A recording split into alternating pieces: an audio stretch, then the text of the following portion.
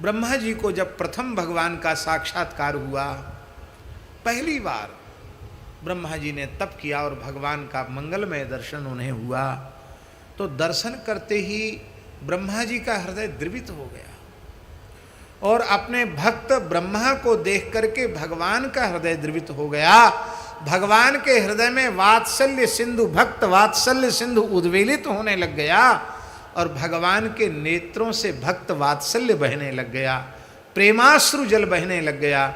ब्रह्मा जी तो ब्रह्मा जी हैं, बोले भगवान ही पिघल गए हैं, इस दिव्य जल को रख लेना चाहिए। तो ब्रह्मा जी ने अपने मन से संकल्प किया, तो उसी समय एक सरोवर प्रकट हो गया जिसका नाम हुआ मानस सरोवर। और उस सरोवर में श्री ब्रह्मा जी ने भगवान के उस नेत्रों के जल को, जो द्रवीभूत ब्रह्म ही था, पिघला हुआ भक्त वात्सल्य था, उसको ब्रह्मा जी ने स्थापित किया। तो वशिष्ठ जी ने कहा कि वो साक्षात परब्रह्म ही भक्त वात्सल्य में पिघल करके वहाँ जल रूप में विराजमान हैं। यदि वह जल अयोध्या जी में आ जाए तब तो क्या कहना है, फिर तो आनंद ही हो जाएगा। बोले कैसे आवेगा, तपस्या करो।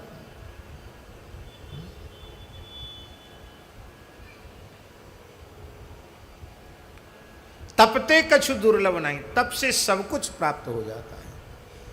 आज भी हमारे उत्तराखंड क्षेत्र में दो क्षेत्र हैं महाराज जी, एक गढ़वाल मंडल है, एक कुमायूं मंडल है।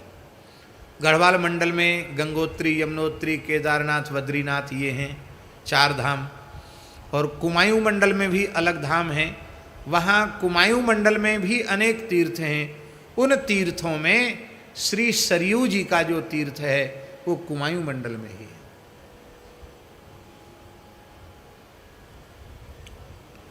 सरयू जी का जहाँ से उद्गम हुआ है वो गांव है सरियवा, जहाँ से सरयू जी प्रकट भई है। बड़ा पवित्र तीर्थ है सरियवा, सरयू जी जहाँ से प्रकट भई हैं। वहाँ कठोर तप किया है और तप करके फिर बाण से, सरयू जी ने कहा हम आ तो जाएंगे अयोध्या जी तक जलधारा के रूप में। सरात प्रवृत्ता सरयू, मानसर से निकली इसलिए उनका नाम सरयू हुआ। और कहा हम आ तो जाएंगी, लेकिन एक बात है। बात क्या है? बोले रास्ता तुम्हें बनाना पड़ेगा हमारे आने का। तब श्री मनु महाराज ने, इक्ष्वाकु महाराज ने अपने वाण से मार्ग का निर्माण किया। आज भी वहाँ दर्शन करने जब जाते हैं तो पूरी जो गुफा है ना, पूरा जो पर्वत है ना, वो हिमाच्छादित है। हिमाच्छादित माने बर्फ से ढका रहता है, पूरा पहाड़ बर्फ से ढका रहता है। और जहाँ से सरयू जी निकलती हैं वो पर्वत, उस पत्थर पर बर्फ नहीं जमती है, काली सालिग्राम जी की जैसी शिला। और उसमें से जब सरयू जी का जल निकलता है, जहाँ से बाण का स्पर्श हुआ, तो ऐसे लगता है जैसे विशाल विराट सालिग्राम भगवान के मुंह से दूध का झरना झर रहा हो, ऐसी झांकी होती है।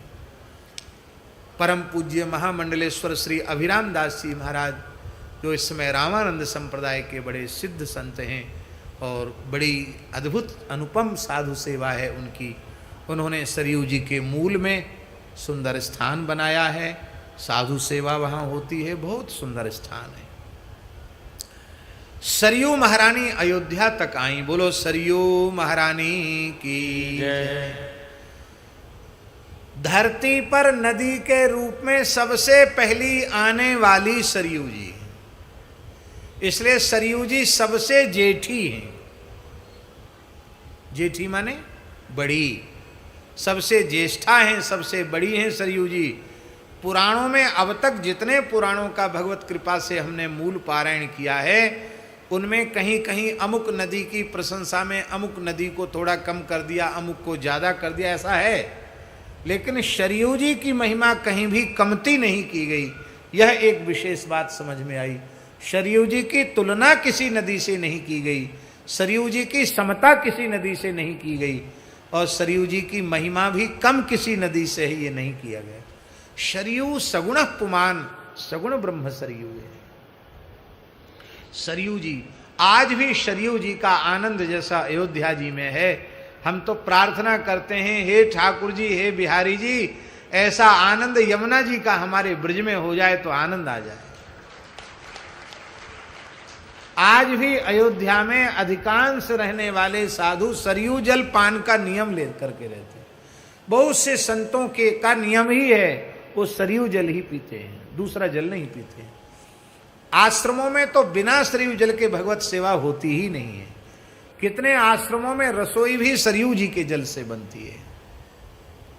और आज भी ऐसा दिव्य जल है सरयू जी का, आप भरपेट अंजलि में भर भर के पियो। बाहर से एक वैज्ञानिकों का दल आया था, उसने शोध किया था कि भारत की कौन सी नदियां बहुत अच्छे जल वाली हैं जो किसी भी प्रकार के विषाणु से रहित हैं। तो उनमें 3 नदियां शोध में आई थी। हमने उस लेख को पढ़ा, उसमें सरयू जी, बेत्रवती जी और नर्मदा जी, ये 3 नदियां आई कि 3 नदियां ही भारतवर्ष में पीने के योग्य रह गई हैं। कितने दुख की बात है। गंगा जी की इतनी महिमा है, गंगा जी का जल परम दिव्य है, पर इधर जब मैदान में गंगा जी आ जाती हैं और हम सब गंदगी गंगा जी में डाल देते हैं, तब एक बड़ी बारीक बात आपको बता रहे हैं। गंगा जी का जल बहुत दिव्य है, ब्रह्मद्रव ही है, गंगा जी का जल विकृत नहीं होता। पर ये जो बिजली बनाई जा रही है, उनके मार्ग को बदलकर गुफाओं से उनको निकाल करके फिर यंत्र में वो जाती हैं, चक्की में जल पिसता है, फिर उससे बिजली बनती है। तो ये वैज्ञानिक तथ्य बता रहे हैं हम आपको। जहाँ बिजली यमुना गंगा जी के जल से नहीं बनती है, उस जल का सैंपल लिया गया और तुरंत जहाँ बिजली बन रही उसके बाद के जल का सैंपल लिया गया। तो अनेक दिव्य जो तत्व हैं गंगा जी के, वो उस मशीन से आने के बाद नष्ट हो गए।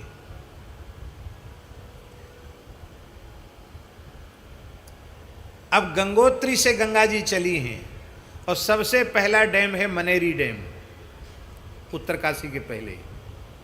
मनेरी डैम के पहले आप गंगा जी का जल आप देखो अलग है, और वही 5 किलोमीटर नीचे मनेरी डैम वहाँ से जो छूटा है, उस जल का आप सैंपल लीजिए और उसको यंत्रात्मक उसका परीक्षण कीजिए, तो उसकी जो गुणवत्ता है उससे उसकी गुणवत्ता बहुत कम है। अनेक तत्व उसके नष्ट हो जाते हैं। आप विचार करके देखें तो गंगा जल के स्वाद में अंतर है। आप 5-7 किलोमीटर में स्वाद में अंतर है, आप सोचो। गंगा जी ने बड़ी कृपा की है, अपने तट पर मनेरी डैम से ऊपर गंगा जी ने एक स्थान कृपा करके प्रदान किया है, और हमको तो बहुत अच्छा लगता। वहाँ गंगा जी का बड़ा दिव्य आनंद है। हम समझते ऋषिकेश से लेके गंगोत्री के बीच तक इतना सुंदर कोई स्थल नहीं है। इतना सुंदर गंगा जी का स्थल है, और गंगा जी की बड़ी कृपा है। हमारे तो गंगा जल वहीं से आता है, और पूज्य रमण रीति वाले महाराज जी की प्रेरणा रही।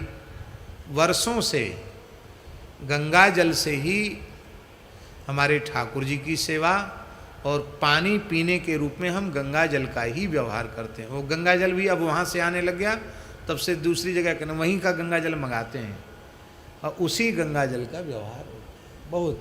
रसोई में भी गंगा जल, ठाकुर जी की रसोई भी गंगा जल, और पीने के रूप में भी गंगा जल। बहुत ज़्यादा प्रयोग तो नहीं कर सकते, लेकिन रसोई और थोड़ा स्नान के समय थोड़ा गंगा जी का मस्तक पर जल आ जाए। गंगा जी की बड़ी कृपा है।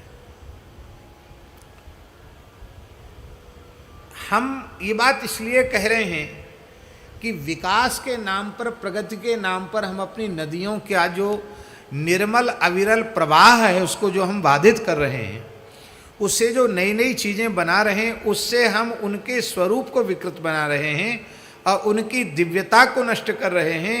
और इतना ही, हम विकास के विरोधी नहीं हैं, लेकिन हम, आपको भगवान करे कभी ऐसा न हो, लेकिन जो टेहरी डैम है गंगा जी का, हम तो उधर से ही जाते क्यों, गंगा जी का खूब दर्शन होता है। तो टेहरी डैम है, इतनी मात्रा में वहाँ गंगा जल है सुरक्षित, भगवान करे कभी ऐसी दुर्घटना न घटे, कथनचित वो फूट जाए, टूट जाए वो बांध, तो सुनने में ऐसा आता है कि दिल्ली में 100 मीटर जल होगा। कितना? 100 मीटर जल तो दिल्ली में होगा। अब जली जलमग्न हो जाएगा, बिना प्रलय के प्रलय हो जाएगा।